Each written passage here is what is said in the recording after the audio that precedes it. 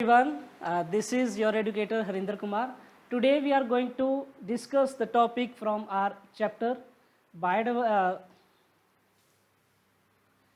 from the chapter organism and population from class +2 and आज जो हम टॉपिक करने वाले हैं वो है अडेप्टेशंस. सो आई होप कि आप सबको अडेप्टेशंस के बारे में जो है you are familiar with the Okay, so you are familiar with the term adaptation. Adaptation is something that is खुद को ढालना. Okay, so खुद को ढाल लेना एक पर्टिकुलर इन्वायरमेंट में, ठीक है, किस तरह का आपका इन्वायरमेंट है उसमें खुद को ढालना, that is adaptation. It can be morphological, physiological और बिहेवियरल. ठीक है, ये किसी भी तरह की हो सकती है. ये हो सकता है morphological which is related to the physical. Okay, so physically आप खुद को किस तरह ढालते हो, प्लांट्स हैं, एनिमल्स हैं, that is morphological adaptation. Second है physiological adaptation. Physiological adaptation is the chemistry of your human your body. ठीक है, चाहे वो ह्यूमन की बॉडी है, चाहे वो एक प्लांट की बॉडी है, चाहे वो एक एनिमल की बॉडी है. और थर्ड है बिहेवियरल एट्रीब्यूट. बिहेवियरल एट्रीब्यूट जो है कोई ऑर्गेनिज्म किस तरह से एक्ट करता है, ठीक है, खुद को अडेप्ट करने के लिए वो किस तरह से एक्ट करता है, वो है बिहेवियरल अडेप्टेशंस. ठीक है, सो इस तरह से हमने ये देखा कि अडेप्टेशंस क्या है, खुद को किस तरह से एक ऑर्गेनिज्म जो ढाल लेता है वो तीन तरह की हो सकती है. It can be morphological, physically खुद को अडेप्ट करना, फिजियोलॉजिकल, अपनी बॉडी की केमिस्ट्री को चेंज करना, एंड कैन बी बिहेवियरल, कुछ ऐसे एक्ट्स करना कोई एक ऑर्गेनिज्म, ठीक है, खुद को अडेप्ट करने के लिए जो करता है. ओके, सो बहुत सारी जो अडेप्टेशंस है they have evolved over a long evolutionary time and genetically fixed. ठीक है, ये ऐसा नहीं है कि एक बार में जो ऑर्गेनिज्म है उसने देखा कि इन्वायरमेंट चेंज हो रहा है तो उसने सडनली खुद को चेंज कर दिया. इसके लिए एक एवोल्यूशनरी जो एक टाइम लगता है. ठीक है, this is a gradual change और दिस इज जेनेटिकली फिक्स्ड. मान लो कि एक जनरेशन में आज जो वो सिचुएशन फेस कर रहा है उसने खुद को अडेप्ट किया, तो वो जो कैरेक्टर्स हैं वो जेनेटिकली फिक्स हो जाएंगे और आने वाली जो जनरेशन्स हैं, ठीक है, वो कैरेक्टर उनमें देखने को मिलेंगे. आगे जो हम बात करेंगे उनमें साथ के साथ हम एग्जांपल्स करेंगे एंड आई होप कि एग्जांपल्स के साथ आपको वो ज़्यादा अच्छे से समझ लगेगा. तो यहाँ भी कुछ मैंने जैसे एग्जांपल्स ली हुई हैं. ठीक है, हम उन एग्जांपल्स की बात करेंगे. सो फर्स्ट एग्जांपल है द हम्प ऑफ कैमल. ठीक है, हम्प ऑफ कैमल आपने यूजुअली देखा होगा, बहुत कॉमन एग्जांपल है कैमल. आई होप कि आपने रियल में देखा हो या आपने कोई फोटो वगैरह देखी हो.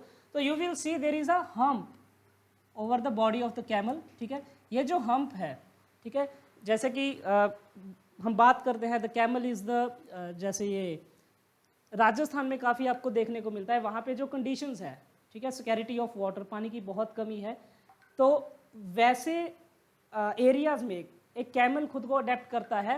वो जो भी फूड लेता है, खास करके जो पानी है वो स्टोर होता है इस हम्प में.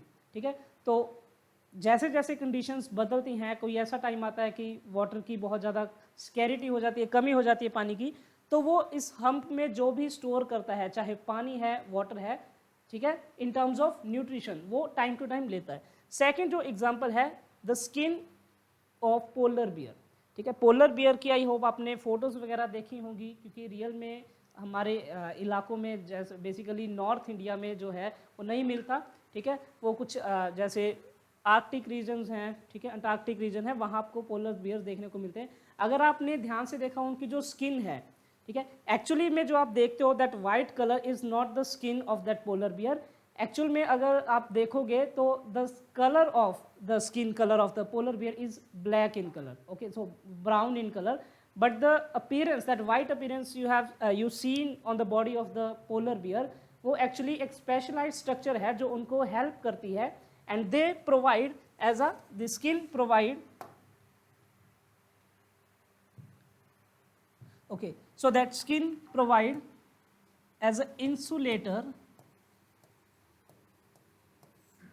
of the polar bear. ठीक है, पोलर बियर की जो बॉडी को एक इंसुलेटर प्रोवाइड करती है, क्योंकि ऐसे इलाकों में ठंड बहुत ज़्यादा है, तो उस ठंड से बचने के लिए, ठीक है, they have adapted a physical okay, they have adapted a physical change so that they can protect themselves from the cold.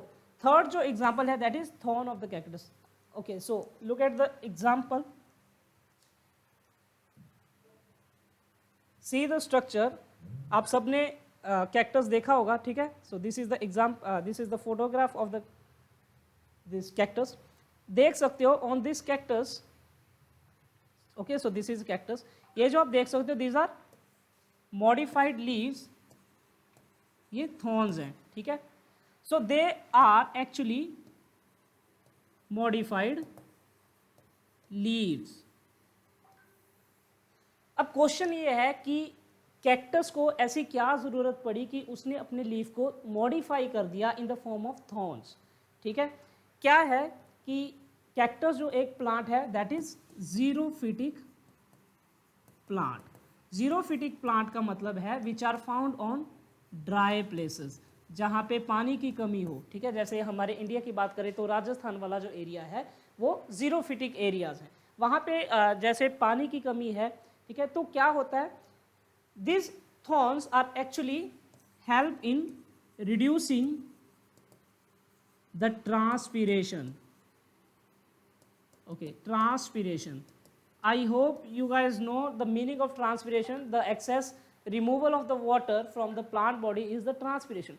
So already plant के पास पानी की कमी है, अगर वो भी इतनी स्कॉचिंग हीट में वो पानी जो है वो रिमूव हो जाए तो प्लांट के लिए तो पानी की बहुत कमी हो जाएगी.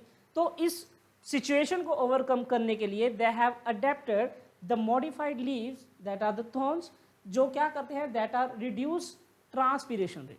इसके बिना भी इसका जो ये फर्स्ट जो है इसकी रोल है, सेकंड जो इसका रोल है, ये डिफेंस जो है प्रोवाइड करते हैं अगेंस्ट द प्रीडेटर्स, ठीक है? ग्रेजिंग नहीं करते, इनकी वजह से जो एनिमल्स है वो कैक्टस को ग्रेज नहीं करते, ठीक है? So these are some examples of the adaptations. Okay, so हमने कुछ तीन तरह की जो अडेप्टेशंस हैं उनकी एग्जांपल्स की है. फर्स्ट है हम्प ऑफ कैमल, सेकेंड है skin of the polar bear, and third है थॉर्न ऑफ द कैक्टस. इसके बिना और भी बहुत सारे एग्जाम्पल है, you can find out on the Google, on your in your books also. Now coming to the adaptations, but in the particular reference to the kangaroo rat in North America, ठीक है? So adaptations of kangaroo rat in the North America. Okay, so first जो adaptation है that is internal fat oxidation.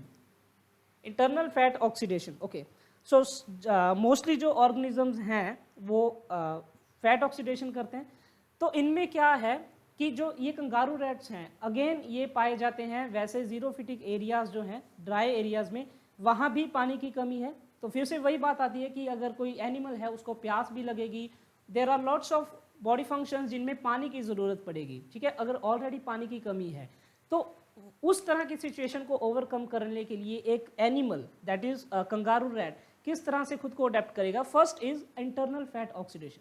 इसका मतलब क्या है कि एक एनिमल अपनी बॉडी में, ठीक है, क्या करेगा, ऐसी प्रोसेसेस करेगा जिसका बाय प्रोडक्ट जो है वो वाटर निकल जाए, ठीक है? इसको हम थोड़ा सा इजी अगर समझें तो जो कंगारू रैट है वहाँ पे पाए जाते हैं, दे बेसिकली ईट सीड्स, ठीक है? ये सीड्स खाते हैं. दिस सीड्स प्रोवाइड फैट्स, ठीक है? ये एनर्जी की फॉर्म में कुछ जो बेनिफिशियल फैट्स हैं इनको प्रोवाइड करते हैं. अब इन फैट्स की अगर ऑक्सीडेशन हो जाए, ठीक है? Oxidation, what is mean by oxidation? I hope you guys know the meaning of oxidation, because आप केमिस्ट्री में भी पढ़ते हो ऑक्सीडेशन किसे बोलते हैं, ठीक है?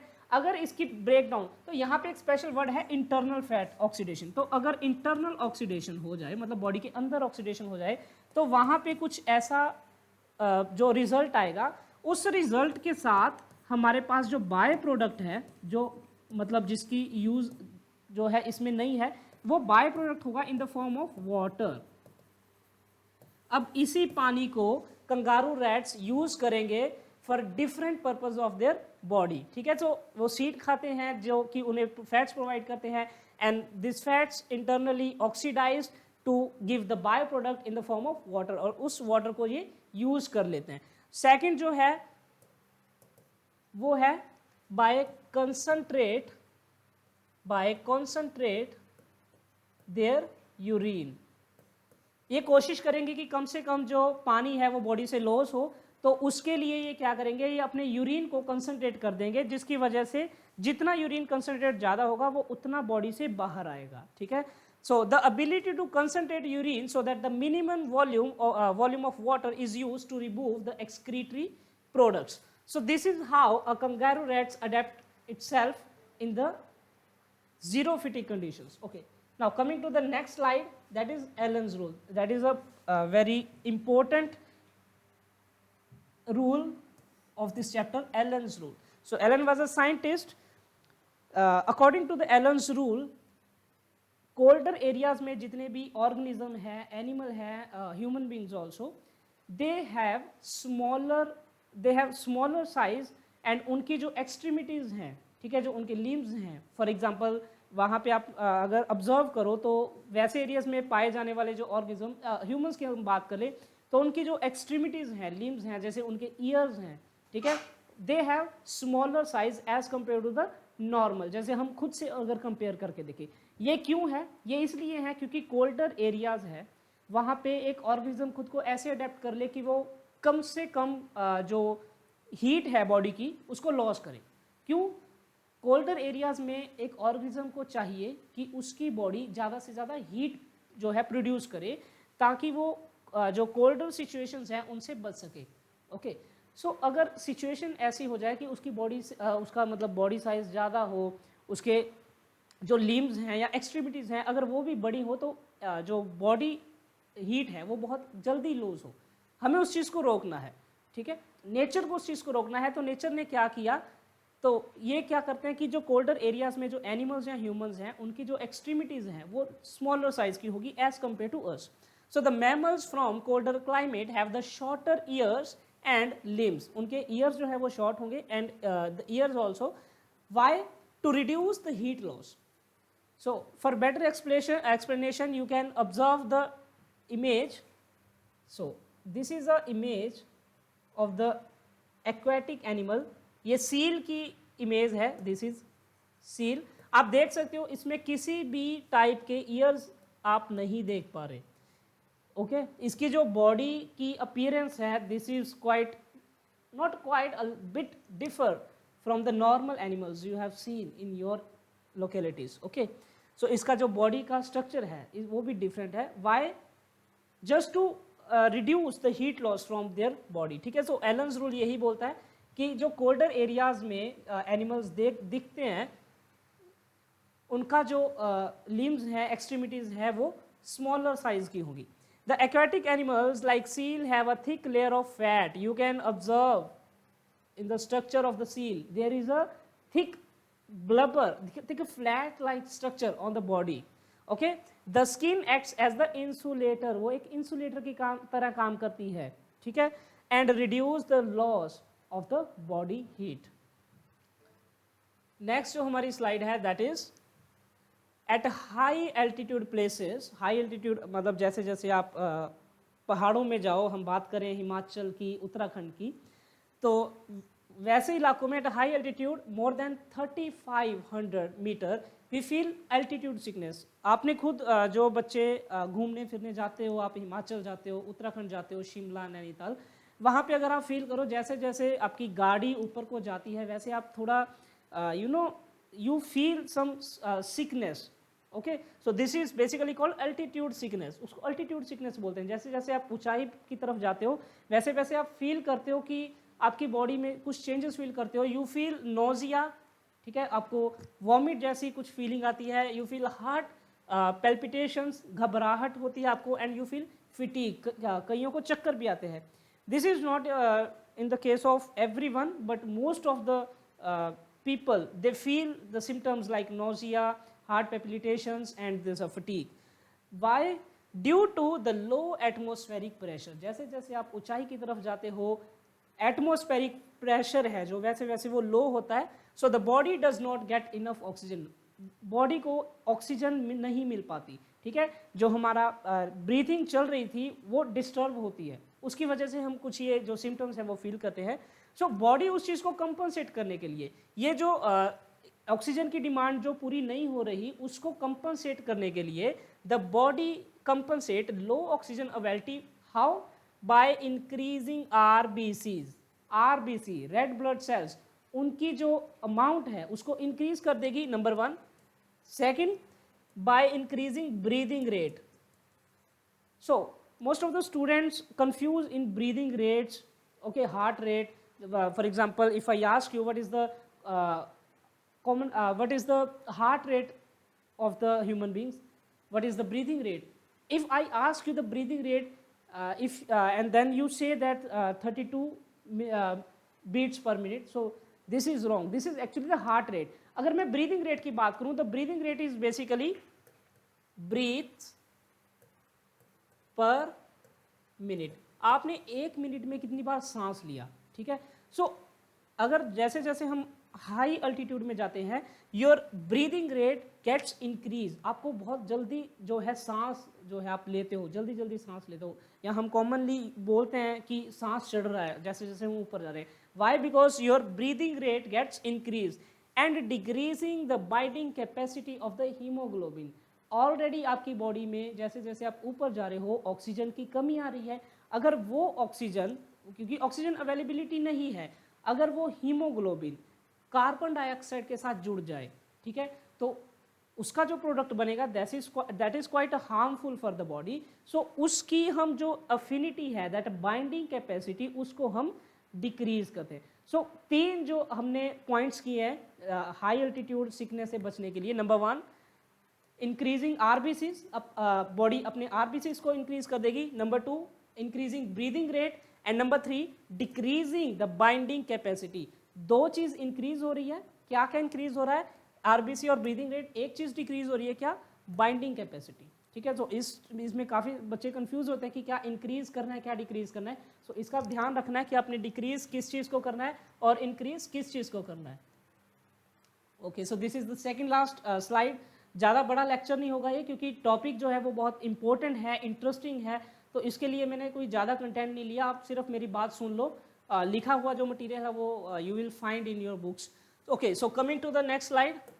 आर्के bacteria are found in hot springs and deep sea hydrothermal vents where the temperature exceeds 100 degree centigrade. जो आप बात करो कि जो हॉट स्प्रिंग्स हैं या हाइड्रोथर्मल, डीप हाइड्रोथर्मल वेंट्स है, वहाँ पे टेम्परेचर बहुत ज़्यादा होता है। इवन वहाँ पे जो टेम्परेचर है it gets exceed 100 degree centigrade, ठीक है। तो वहाँ पे जो ऑर्गेनिज्म मिलते हैं, basically the archaea bacteria type of bacteria are found in such places, ठीक है। तो एक एग्जाम्पल के लिए मैंने लिखा है हिमाचल प्रदेश में एक जगह है मणिकर्ण साहिब, जो कि एक होली प्लेस है, there is a gurdwara, okay. वहाँ पे जो हॉट स्प्रिंग्स वगैरह मिलते हैं, वहाँ पे जो आपको ऑर्गेनिजम्स मिलेंगे at the temperature of more than 100 degrees centigrade, that are archaebacteria. Okay, the many fishes thrive in Antarctica water, where the temperature below 0 degree centigrade. So now look at the versatility of the nature. कोई ऐसे organism है जो 100 degree centigrade के ऊपर तक भी जिंदा है, कुछ ऐसे ऑर्गेनिज्म है जो 0 डिग्री सेंटीग्रेड पे भी जिंदा है। So this is all about the adaptability of that organism. Marine invertebrates and fishes live at great depth in the ocean where the pressure is more than 100 times normal atmospheric pressure. अगर जहाँ पर मैं खड़ा हूँ, this is the normal atmospheric pressure, but अगर हम बात करें कि जो ओशन के अंदर डीप जो वेंट्स हैं, वहाँ पे जो प्रेशर है that is more than 100 times to the normal atmospheric pressure. Okay, so this is the last slide. Adaptation in desert, and this is most important slide. इस स्लाइड में जितने भी पॉइंट्स हैं वो बहुत इंपॉर्टेंट है। आपको क्वेश्चंस बेसिकली जो ज़्यादातर क्वेश्चन है वो इसी तरह से आएंगे कि डेजर्ट में जो है वो किस तरह की अडेप्टेशंस हैं। So number 1, the desert lizard bask in the sun and absorb the heat when their body temperature is low. जहाँ रात के टाइम पर अगर आप देखोगे तो जो बॉडी का टेम्परेचर है इट गेट्स फॉल, ठीक है, वो काफ़ी जो है वो टेम्परेचर नीचे को जाएगा, but moves into shade when ambient. अगर सराउंडिंग टेम्परेचर, अगर आसपास का जो टेम्परेचर है वो बढ़ रहा है तो वो किसी ऐसी जगह पे जाएंगे जैसे जहाँ पे थोड़ी सी छाया मिल सके, shady places. Okay, so when the temperature start increasing, ठीक है, तो अलग अलग तरह की सिचुएशंस है। अगर टेम्परेचर ज़्यादा है बाहर तो वो शेडी प्लेसेस में जाएंगी, अगर टेम्परेचर ठंडा है, जैसे बात करें कि सर्दी का मौसम है, तो वो बाहर धूप सेकने के लिए निकलेंगे, ठीक है। इसके बिना कुछ स्पीशीज़ हैं जो कि अपने आप को जैसे बरोज है, ठीक है, उनमें हाइड कर लेते हैं अकॉर्डिंग टू द टेम्परेचर, ठीक है। सो अलग अलग स्पीशीज़ अलग अलग तरह के अपने जो अडेप्टेशन शो करती हैं।